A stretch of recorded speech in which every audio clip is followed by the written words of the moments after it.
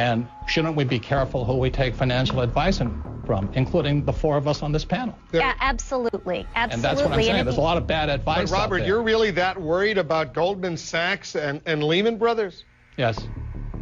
I'm afraid the Federal Reserve will eventually or come close to bailing them out. That's what I'm concerned about. And that young lady who says the taxpayers are not in trouble, who's going to pay for that bailout again is the taxpayer.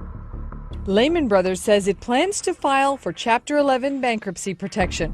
The collapse of Lehman Brothers. Lehman Brothers collapsed. Hundreds of bailed out banks are still struggling to repay taxpayers.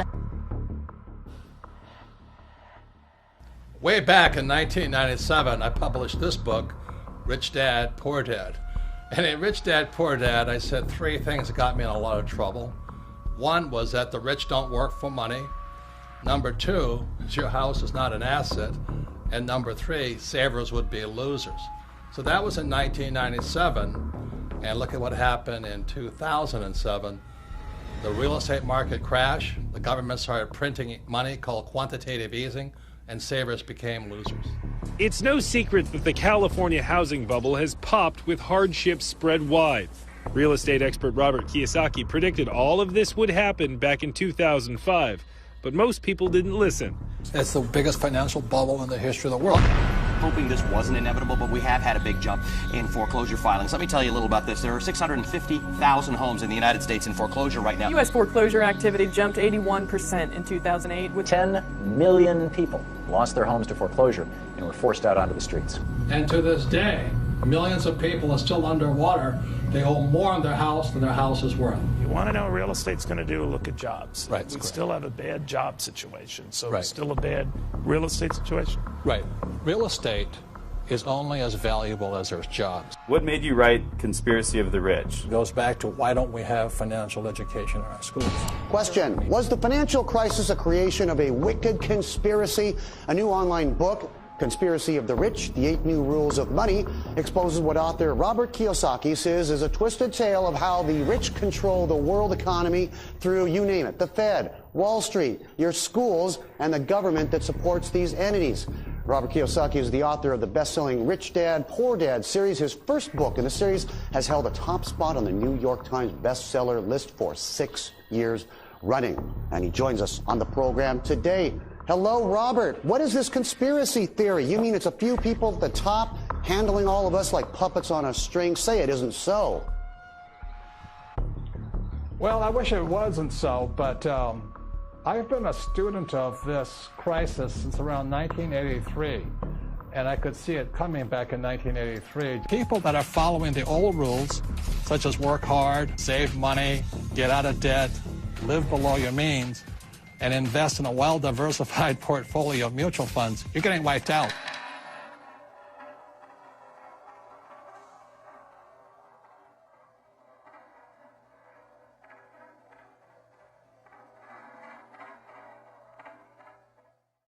So all coins have three sides. There is no such thing as a one-sided coin. See, all coins have heads on one side and tails on the other side, and the third side is the edge. So in real life, there'll always be people who say you're right, other people who say you're wrong. There's other people who are saying that we should be Republican or you can be a Democrat. See, the intelligent thing to do is stand on the edge. You see, intelligence is found on the edge. The moment you take a side, you say one side is right and the other side is wrong, you become an idiot. And in today's world, we have the battle between the capitalists and the socialists. I say both sides are right, but the most important thing to do is which side is best for you. So stand on the edge, be intelligent, and look at heads and tails. The test of a first-rate intelligence is the ability to hold two opposed ideas in the mind at the same time and still retain the ability to function. F. Scott Fitzgerald. On July 1st, 1983, I was driving down the highway in Honolulu, Hawaii, and it came over the radio, futurist and genius Buckminster Fuller passed away today. And this overwhelming sense of, I had to pull over to the side of the road, all these cars whizzing by and just cry. I've mentioned the WinStar project, and one of the gentlemen who's involved in the WinStar project is named Buckminster Fuller. He's a very, very dear friend of mine. I consider the genius of our times. And this is a song that I wrote for Bucky that's part of the new album that I'm out in L.A. recording. I suppose that there are those who'll say he had it easy, had it made in fact before. You know, because he was what they call the grandfather of the future. You know, John Denver talked about him. He was our hope, that he was going to bring about a better world.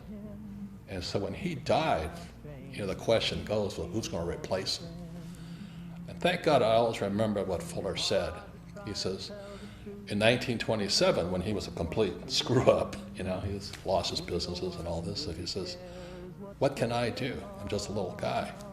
So as I'm sitting on the side of the road, you know, just mourning the loss of what I thought was the man who was going to lead us out of this mess we're in, I realized he was not there anymore. Then I had to ask myself, what can I do? I'm just a little guy. And in '84, I sold my businesses, quit my job, met this beautiful woman named Kim. My friend Blair Singh and I, now Rich Dad Advisors, we all held hands and we took a leap of faith. Went in and said, I don't know what we can do, but we have to do something. And we were broke for years. But we just kept teaching and talking to people what Fuller says and teaching the same things my rich dad taught me of how you never need a paycheck again and how you can find financial freedom versus job security. That's how strong his love for you and me. A friend to all the universe, grandfather of the future, and everything that I would like to be. In 1983, after Fuller passed away, and I read his book, Grunch of Giants, Grunch standing for Gross Universal Cash Heist, I understood what both men were saying. Our wealth is being stolen via our money system. Man can do is change the world and make it new again. Don't you see what one man can do? So the thing I'm upset about is our school system doesn't teach us anything about money and how the ultra-rich are manipulating the system via printing money. They're ripping us off for our money system. So that's why, as I said, there's three sides to a coin. You got to decide which side you're on. You want to be on the poor and middle class side? Knock yourself out, have a good time. Work hard, pay taxes, and lose money. I want it to be on this side of the coin. The riskier side is the poor and middle class, because the state of the economy today, they're going to keep printing. We cannot survive this thing. The central banks will just keep printing money. And that's good for me because I'm going to make more money, but every time you print money, the poor and middle class get poorer. So that's why I wrote Second Chance. You have to decide where you want to be, you know. I made my decision years ago. I don't want to be on the poor and middle class side. I want to be on the rich side. But I also found the social responsibility to let everybody know the whole picture.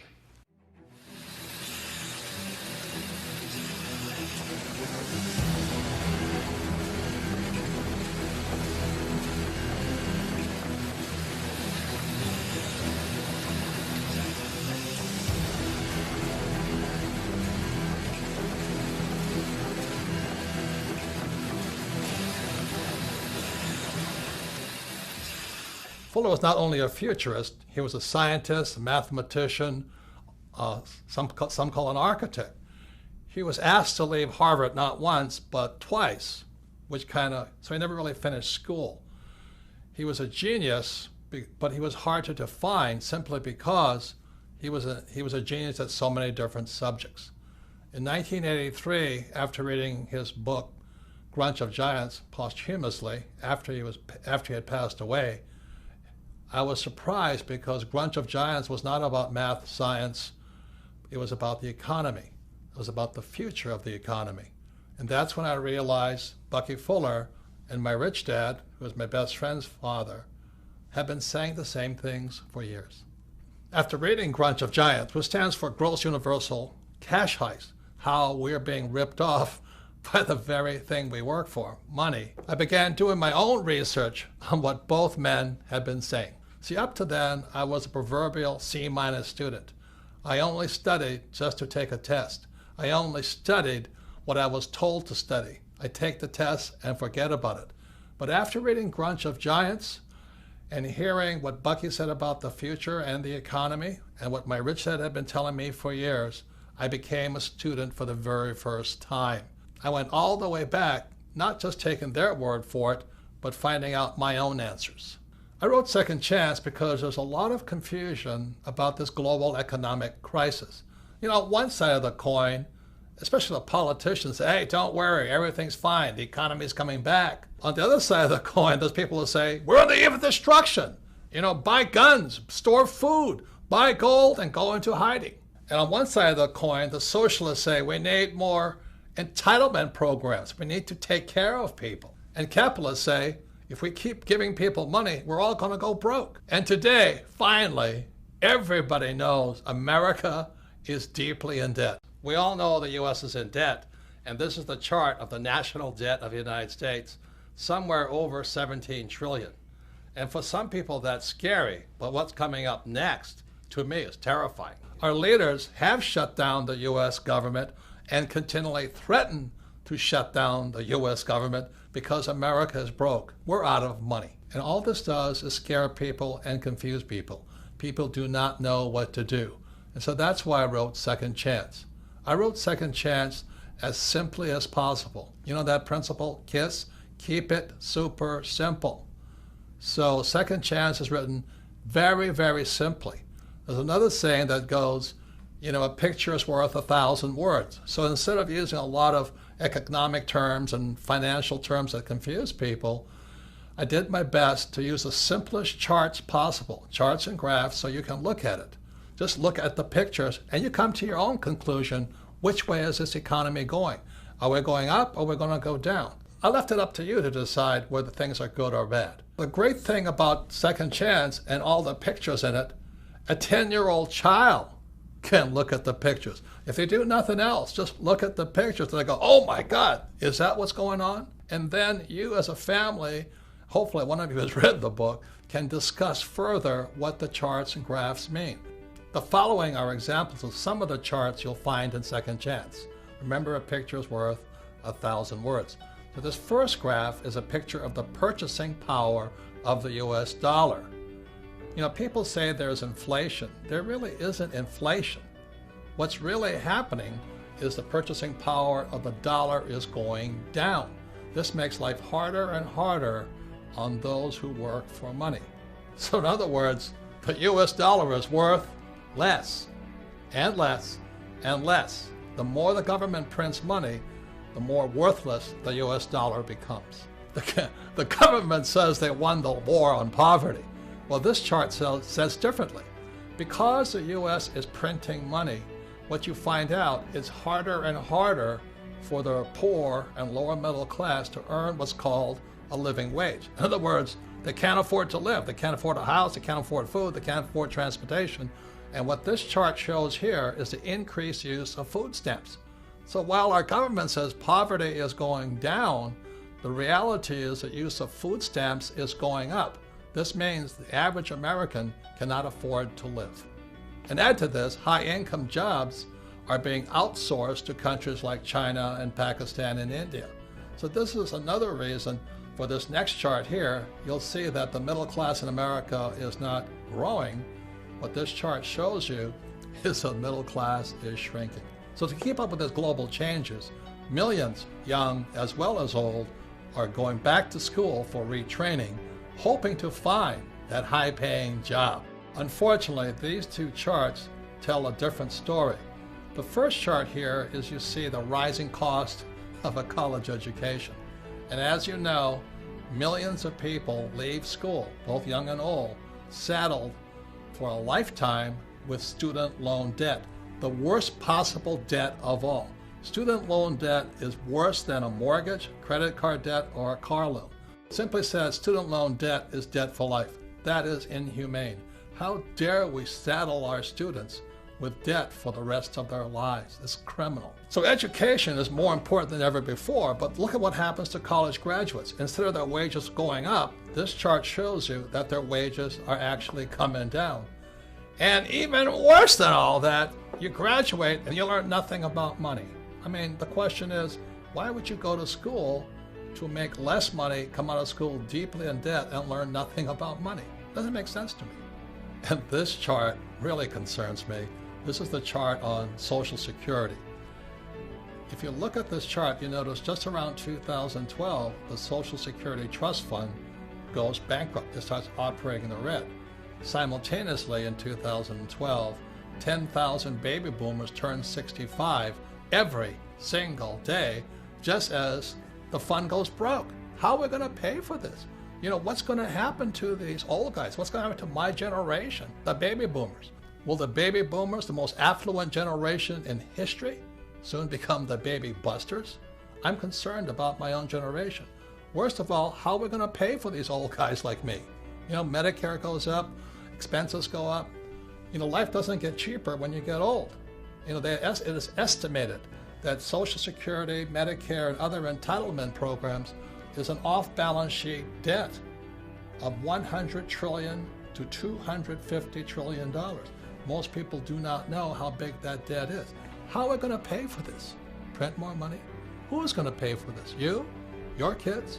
Your kids' grandkids? Who is going to pay for this? Are we just going to print more money? And this leads to the next thing that really concerns me. These next two charts shows you what happens when a country prints too much money. Again, as Bucky taught me, to see the future, look at the past. And what you see here is a chart of the German Weimar government between the years 1918 and 1923. The German government, to pay its bills, began printing and printing and printing and printing. So the German economy looked good because the economy was growing with all this printed money. But what happened was it eventually collapsed after 1923. What happened was this: if you were a millionaire in Germany prior to 1918, by 1923 you were a pauper. I'm afraid that's what's going to happen to millions across the world if the United States keeps printing money. So here's a chart of the United States today. It's called quantitative easing. You know, it just keeps going up. The reason they call it quantitative easing, that's simply government speak, government jargon, a way of keeping us confused. Quantitative easing simply means printing money. Notice the similarity between Germany between 1918 and 1923 and the United States today. And so here we are in 2015, and let me tell you, it's spooky. It's a long way down. And when I look back, you know, at the giant crash of 1929, it's very small. So the question I ask you, which way is the economy going? Hopefully my rich dad and Bucky Fuller are wrong, that the stock market will keep going up.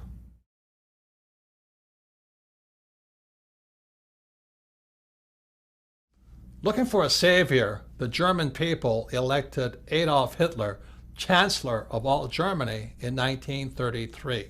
After taking control of Germany, Hitler is quoted as saying, "What luck for the rulers when men do not think." Same thing is going on in America today. That's why there's no financial education or school, and that's why our government can get away with what it's doing.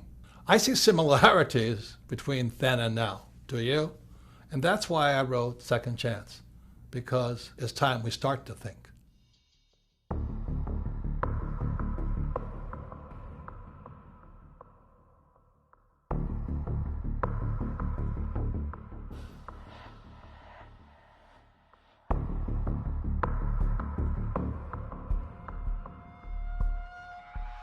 As I said in part one, in 1971, President Nixon took the dollar off the gold standard, and the dollar became debt, and the U.S. could now print money.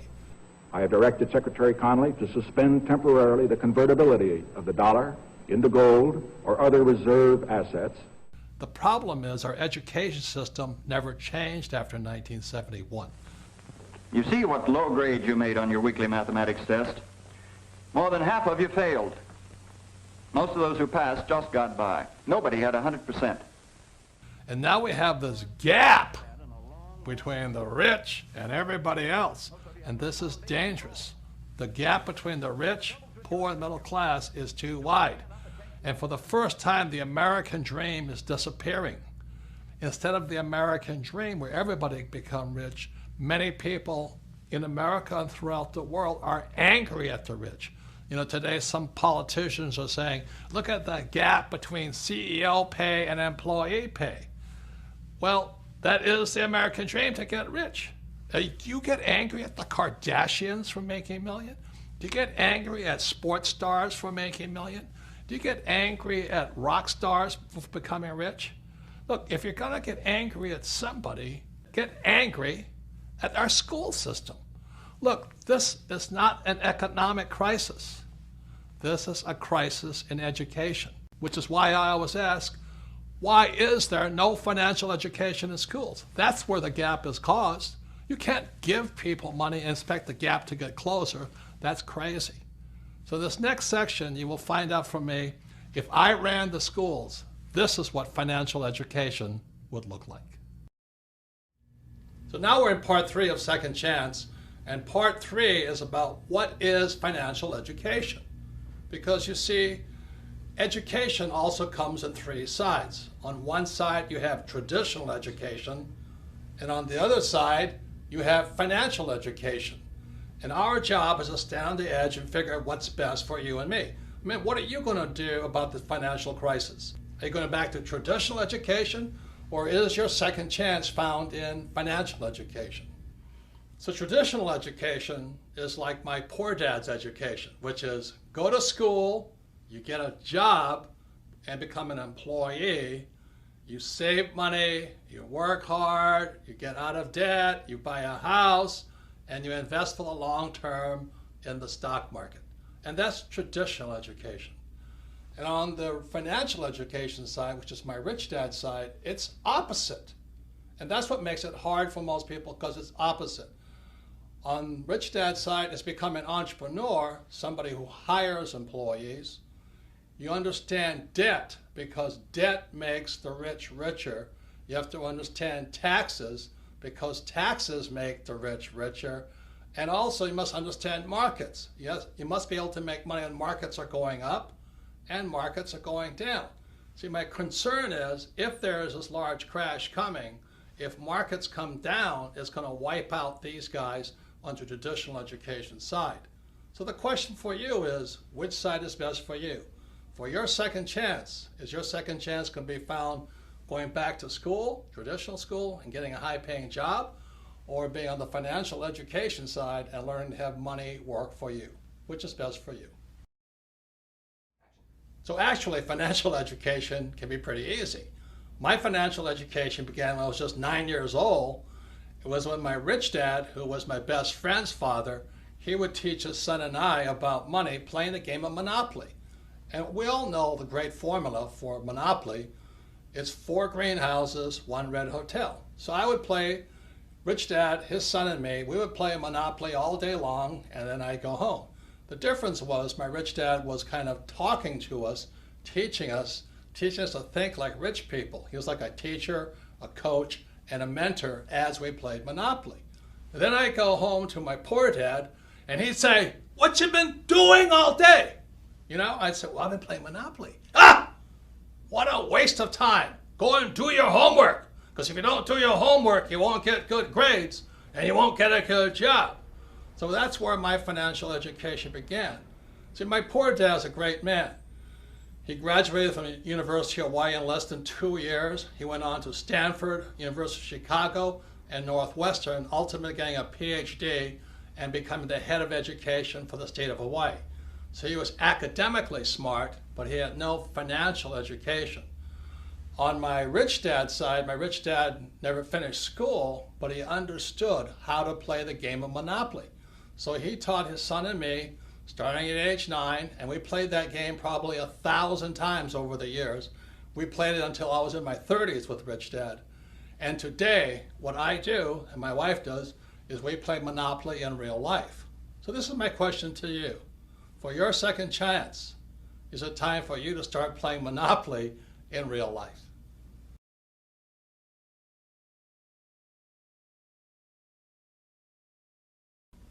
So behind me is the cash flow quadrant. It is book number 2 in the Rich Dad series. And the cash flow quadrant is a very important book. And again, you're going to find out things are opposite. See, on one side of the quadrant, you have E and you have S. This is my poor dad side. E stands for employee, S stands for self-employed, small business, specialty, a specialist, or a star, like a movie star or golf pro. So we have E's and S's on one side, and on my rich dad's side, you have B's, which stands for big business. These are the guys like Henry Ford, Mark Zuckerberg, Steve Jobs, Bill Gates. And I stands for investor, but just not any investor. This stands for professional investor. See, most people who invest on the E and the S side, they invest in 401ks, they invest in IRAs and Roth IRAs. These guys are passive investors. When we talk about investor, we're talking about proactive, professional investors. So on this side is my poor dad side, E's and S's, and on this side are B's and I's, and this is my rich dad. So when I was a young man, I had to decide which side was best for me, E or S, B or I.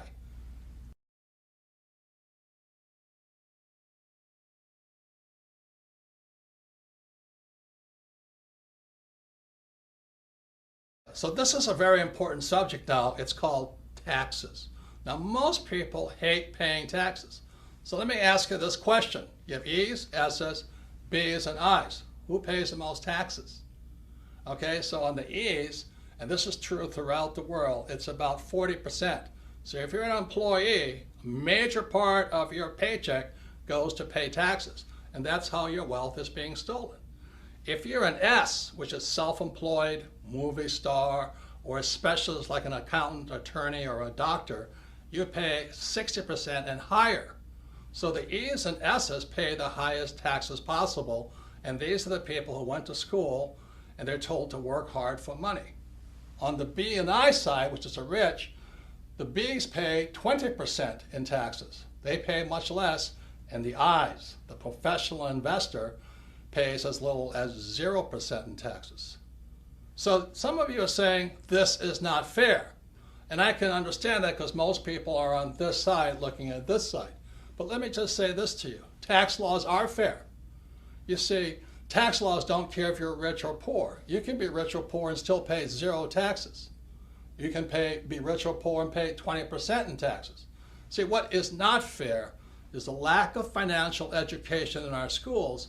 So these people on this side have no idea how these guys are making a much more money and paying a lot less in taxes.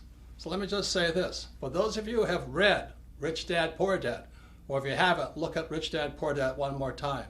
Lesson number 1 from my rich dad was this: the rich do not work for money.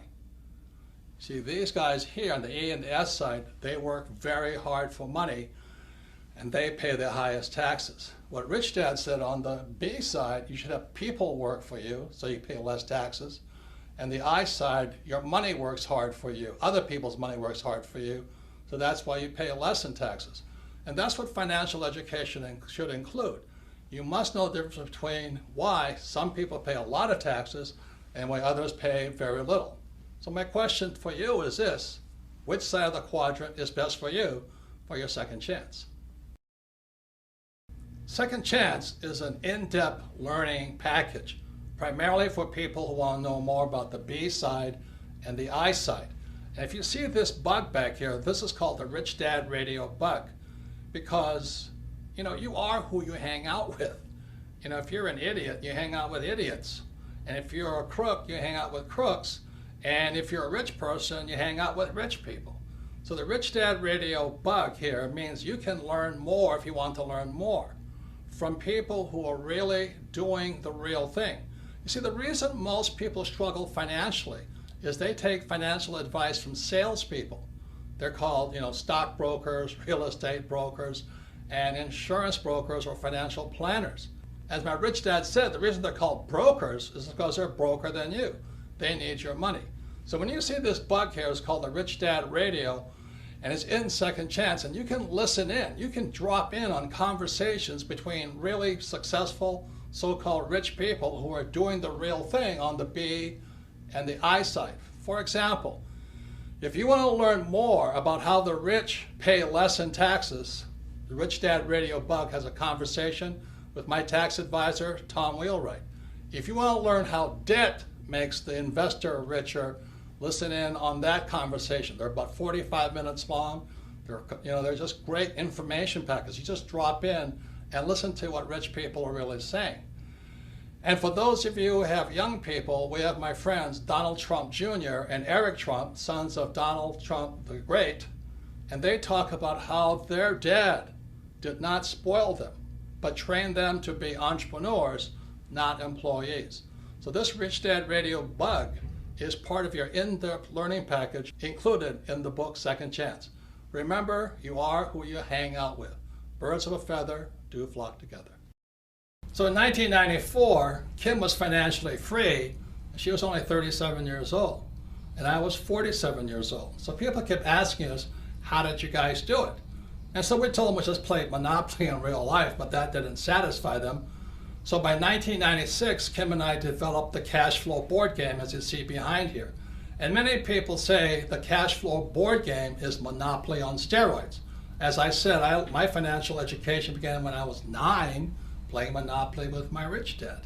So let me give you some of the opposites that found on the cash flow board game. This is one big opposite. In the middle of the game, you see this thing called the rat race. That's where most E's and S's wind up. They go to school, they get a job, or they become a doctor or a lawyer, and they wind up in that rat race, working really hard, paying a lot of taxes, giving their money to the government, giving them money to Wall Street via their 401k or IRA, and they just spin that little rat race. But that's not what the rich do. So those on the B and the I side, they invest in what's called the fast track. Again, everything is opposite. You can either run your life inside the little rat race, or you can be a B and the I on the fast track. Everything is opposite. There are a number of other things that make the cash flow board game Monopoly on steroids. One big reason is cash flow is the only game that encourages you to use debt to become rich. Now I know some of you are going, oh, I'm so afraid of debt. And you should be, because you have to learn how to use it. Debt is dangerous if not well used. So cash flow actually encourages you to use debt, but this is the best thing. You use debt with play money. If you make a mistake, it's only play money. Try doing that in real life. You make a bad mistake with debt, and you're wiped out.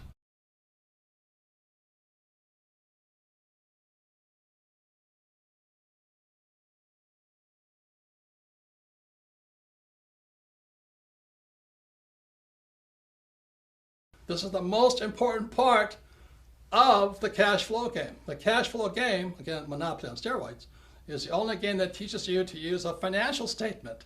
Now, 99.9% of all kids leaving high school have no idea what a financial statement is. Can you imagine that?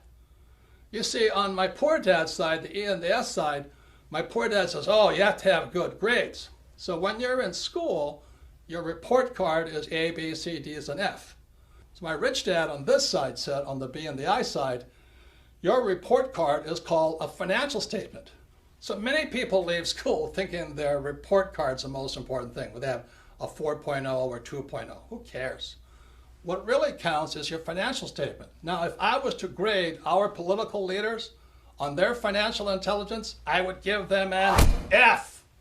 That's all the politicians, from the president on down. They should be fired for running the economy into the ground. And what about all the bankers who really cheated a lot of people? They should get an F. They're the people that actually tell you to invest for the long term in savings and in the mutual funds. They should get an F for bad information. And what about the school system? Now, I'm not blaming the teachers, but the academic system of America, if they have a financial report card, I'd give them an F also, because they're failing to educate people and prepare young people for the real world.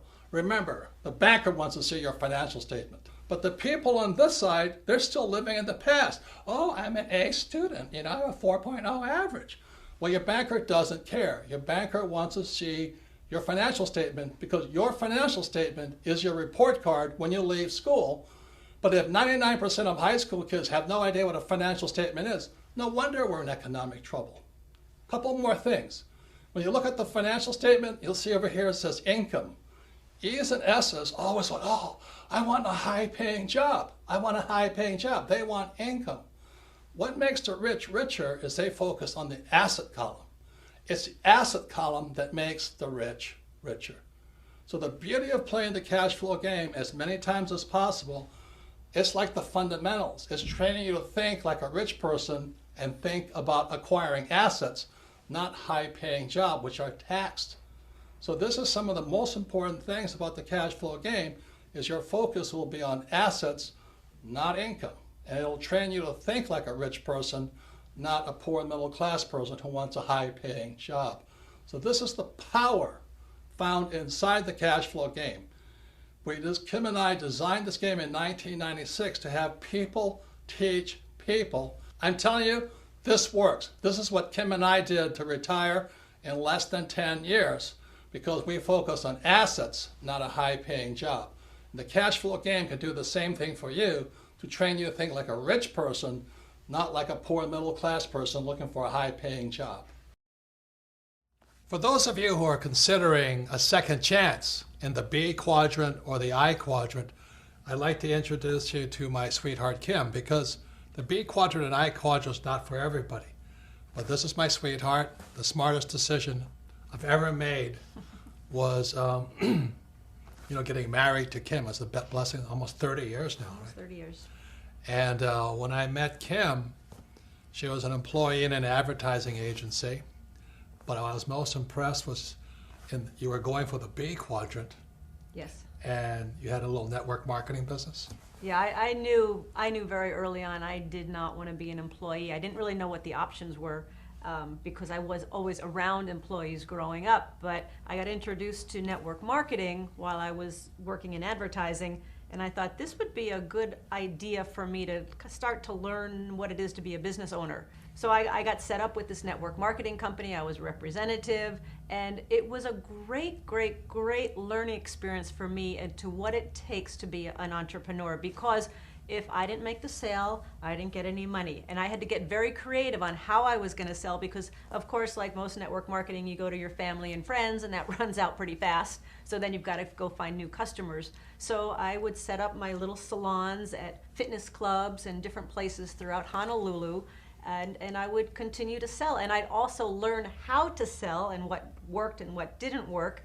But it was probably one of the best business trainings I could have had early on. And you had to teach other people how to sell in a role. Exactly. Yep. You had to teach others. You had to learn about leadership. So network marketing for me was a great way for me to discover if I wanted to become an entrepreneur.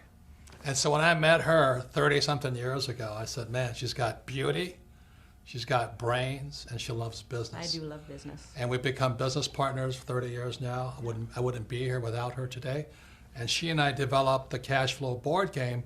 For those of you who want to find out if you want to be a professional investor versus a passive investor, if you're tired of 401ks and IRAs and Roths and all that other stuff, that's what we developed the cash flow game for. Yes, and so we developed the cash flow board game basically to teach people what it was Robert and I did to become financially free. Yes, so we recommend network marketing if you want to move into the B quadrant, and for those interested in becoming professional investors, check out the cash flow board game.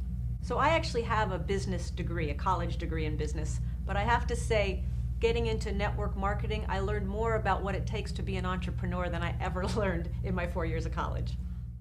So once again, education is more important than before, but as you can see, there's different types of education. There's traditional education on one side and financial education on the other side. Well, the same is true with learning. There's more than one side. And back in 1969, educational psychologist Dr. Edward Dale, again in 1969, created this thing here called the cone of learning. And on the cone of learning, you'll find out there's more than one way to learn. When we look at the bottom of the cone here, what you'll find, there's two ways of learning. There's reading and then listening to words or listening to lecture. This is my poor dad's way of learning. To me as a kid, it was boring, boring, boring. At the other end of the cone of learning, you'll find the best way to learn is to do the real thing, but just below that is a thing called simulation. Simulation is another word for games or practice or simulating doing the real thing. So at the top of the cone was the way my rich dad taught me.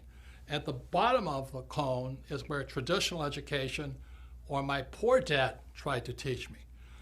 So what Edgar Dale, again, Dr. Dale in 1969, educational psychologist, found out that reading, you retain the least, less than 10%.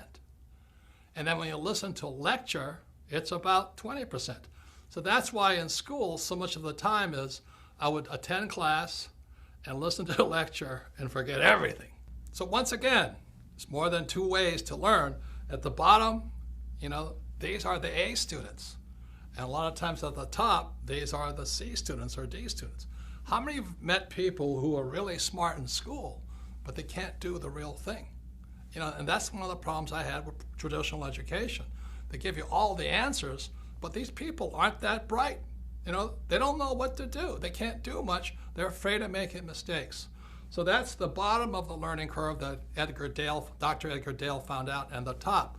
Now you move up to the next level. The next level is looking at pictures.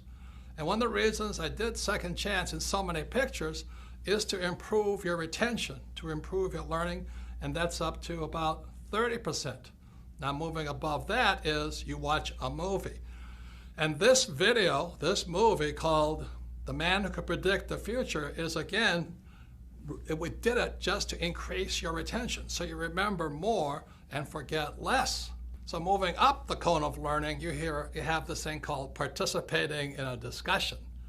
And that's really high up there. And the reason we have Rich Dad Radio, the bug, so you can go inside Second Chance, is you can participate by dropping in and listening to discussions from real people who are doing what they talk about, who know what they're talking about. And up at 90% is a thing called simulation. And that's where games come from. The reason I learned so much from my rich dad was because my rich dad used a game of Monopoly.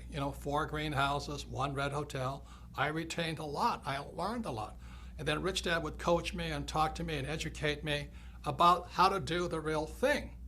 So that I hear many people saying, oh, it's so risky. What you do is so risky. Oftentimes, those are the people who are like my poor dad. They did well in school, a lot of times A students, many times accountants and attorneys and doctors, but they've only learned how to learn from reading and from lecture. And when it comes up to this level here, which is practice in the simulation, playing the game, and then doing the real thing, then they say it's risky. And it is risky if you've been taught not to simulate, not to practice. You see, the way we as humans are designed to learn is by making mistakes. For example, a baby learns to walk by standing up, falling down, standing up, falling down. Then after they learn how to walk, then they learn to run. Then they get on a bicycle, and again, they fall off, stand up, fall off, and then they learn how to ride. But our school system, especially down at the base level here, the reading and lecture, is if you make a mistake, they punish you. They always punish you for making a mistake. That's why so many of these really smart people can't do anything, because this is what Edgar Dale is talking about. It's simulation and then doing the real thing. So what I suggest is you read this book, listen to some of the lectures, watch this video in entirety, discuss it, participate in it, listen to what the experts are saying, and then you may want to play either Monopoly or the game Cash Flow and play it and play it and play it again until it sinks into your head, and then you do the real thing. That's what I suggest. But if you're afraid of making mistakes, which is what these people like my poor dad are, what if I make a mistake? If I make a mistake, I'm stupid, I'm stupid. Well, that's what's wrong with the school system. That's what's wrong with traditional education. They punish you for making mistakes. Now you look at it this way, I love flight school. I love learning to be a pilot and getting ready to go to Vietnam. The reason I like flight school at Pensacola, Florida and Camp Pendleton, California was because we simulated in preparation to doing the real thing. So this is what flight school looked like. We'd go to school in the morning, we'd listen to real instructors lecture us, then we'd fly in the afternoon. So study in the morning, fly in the afternoon, and then we did the real thing in Vietnam. Now, one of the things we practiced was crashing. It seems strange to people, But we as Marine pilots practice crashing, practice emergency, crashing, emergency, emergency, emergency. So when the real thing happened, when I was in Vietnam, I went down 3 times, and this is what a picture of a helicopter gunship looks like going into the water.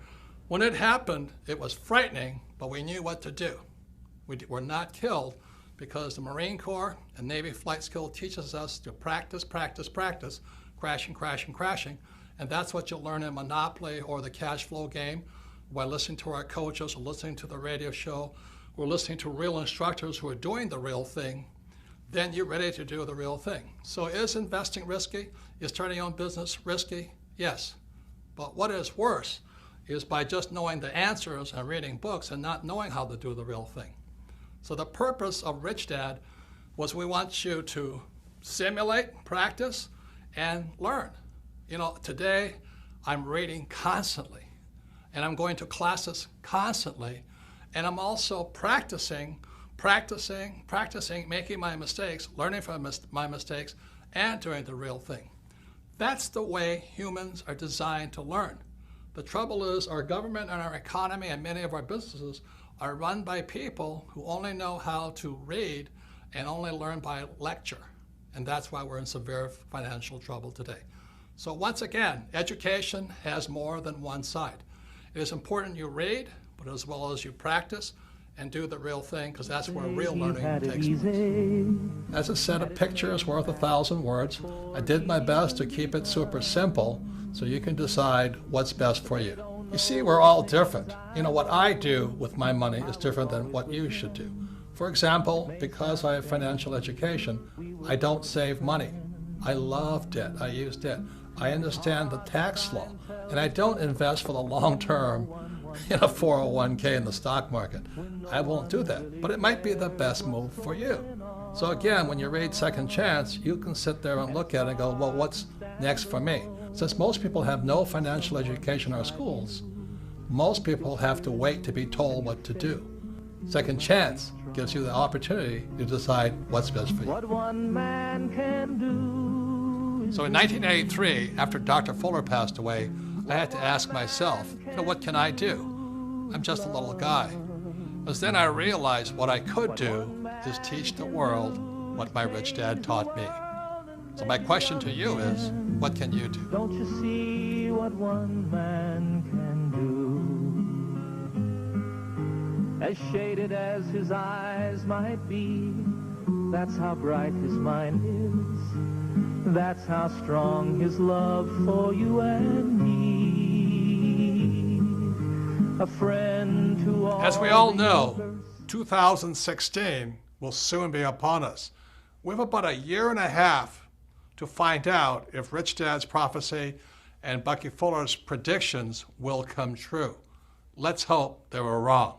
Yet as you all know, if you saw in part 1 on CNN with Wolf Blitzer and Bloomberg and other TV stations, I did get it right. As predicted in Rich Dad's prophecy, there would be a preliminary crash prior to the giant crash of 2016.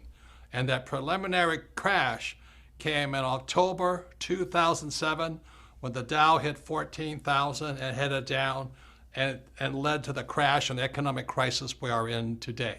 The crash of 2007 was a warning. It was meaning, get prepared. Unfortunately, Grunch is not making any changes, but the good news is you can. So that's why I wrote Second Chance. There are things that you can do to not be a victim of the coming giant crash, whether it comes in 2016 or a few years later.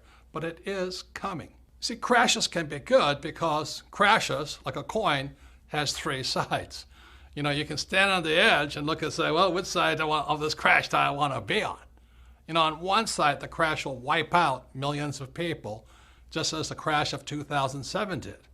On the other side, you can look at what the smart people are doing, is you can say, oh my God, this is my chance to make tremendous headway. I can get rich instead of get wiped out like everybody else. So again, a crash has 3 sides.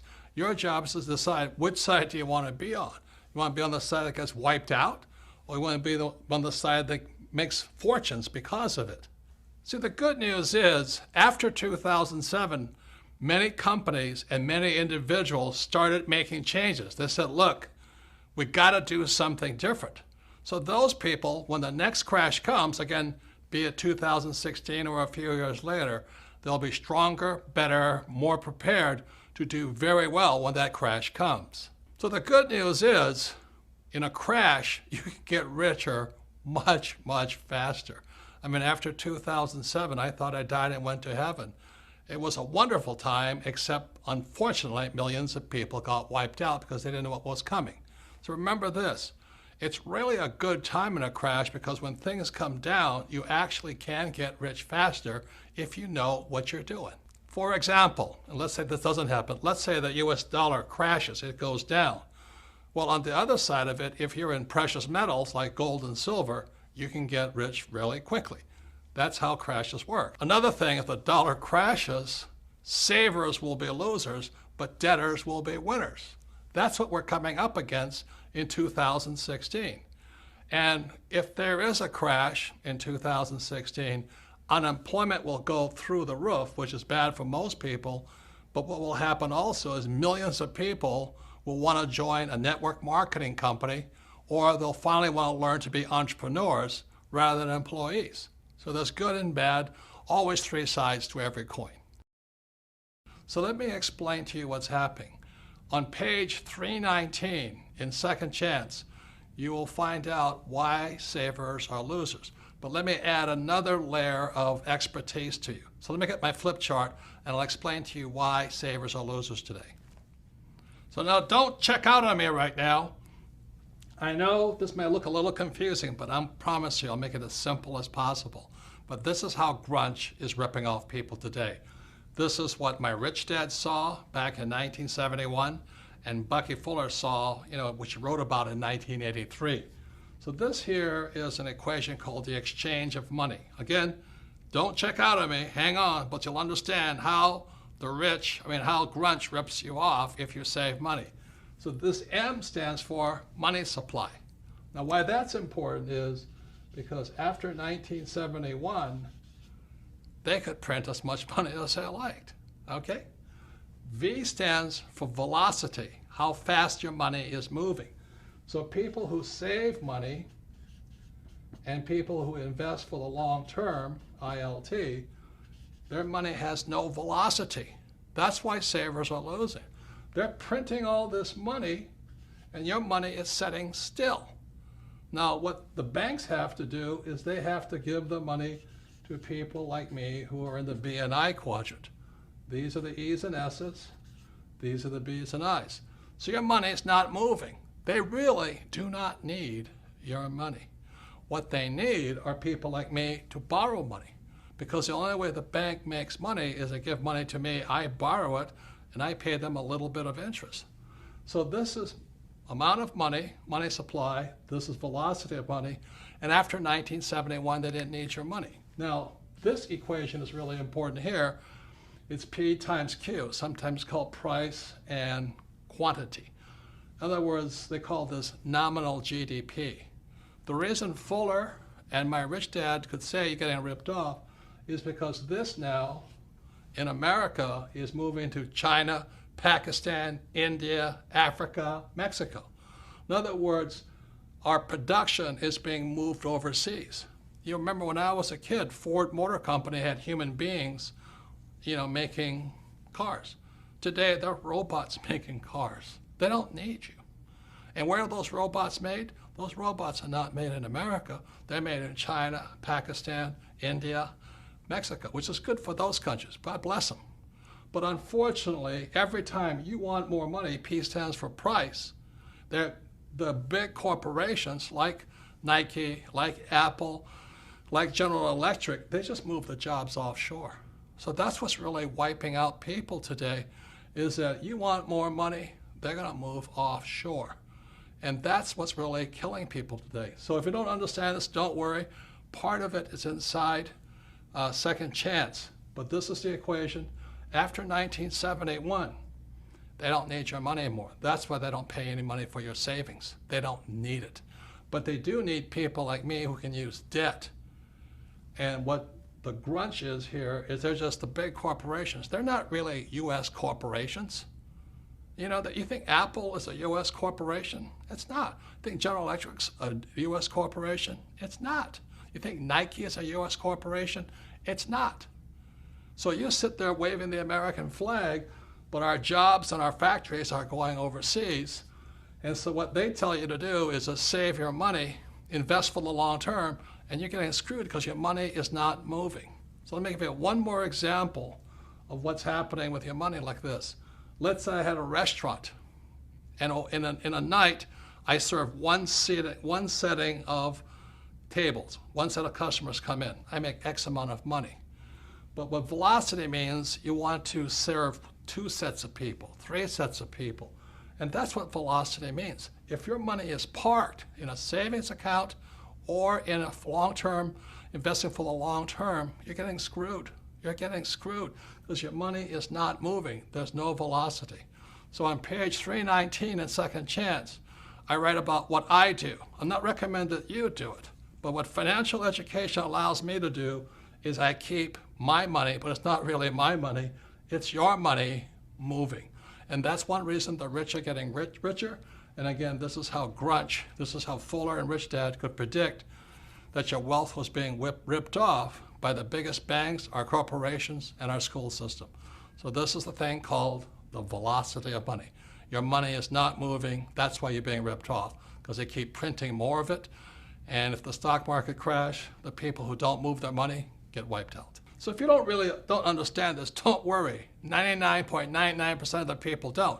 In fact, the economist in my economics class who taught me, they didn't understand it either. They don't understand this because most economists, they save money and they have a retirement account. They have to be an investor, a B or an I, to understand this. So if you don't understand it, the reason this video is made available to all of you is sit down with your friends, 2 or 3 friends, watch this video, discuss the whole video. Do it 2 or 3 times because repetition is how we learn. Every time you watch this video, you'll learn a little bit more. So if you don't understand this, don't worry about it, because the economist who taught me this when I was in business school, he didn't understand it either, because he saved his money and he invested for the long term in the stock market. And what the rich are doing is to keep the speed of their money, the velocity of their money up. Please discuss the number of times and you'll see a whole nother world. So the people that pay the highest taxes, again, are employees in the E quadrant, self-employed in the S quadrant, savers, and employees with 401ks. These are just examples of the ways grunge rips us off, steals our wealth, just because we have no financial education in our schools. That's criminal. If Fuller's predictions are true, the next 20 years will not be like the past 20 years. So for those of you who think your job is safe, think again. For those of you who think your savings are safe, think again. And for those of you who think your college education will save you, think again. The next 20 years will be unlike anything like the past 20 years. So be prepared.